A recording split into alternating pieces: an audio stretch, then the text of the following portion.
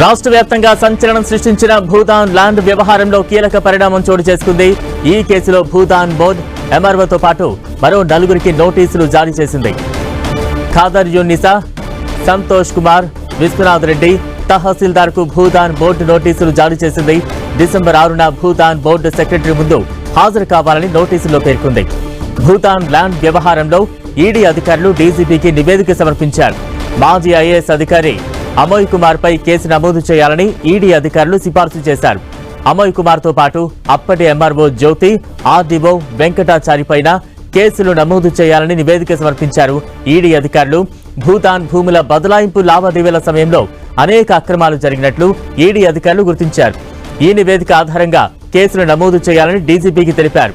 ఈ నివేదిక ఆధారంగానే ఎంఆర్ఓతో పాటు మరో 4గురికి నోటీసులు జారీ చేసింది భూతాన్ బోర్డు.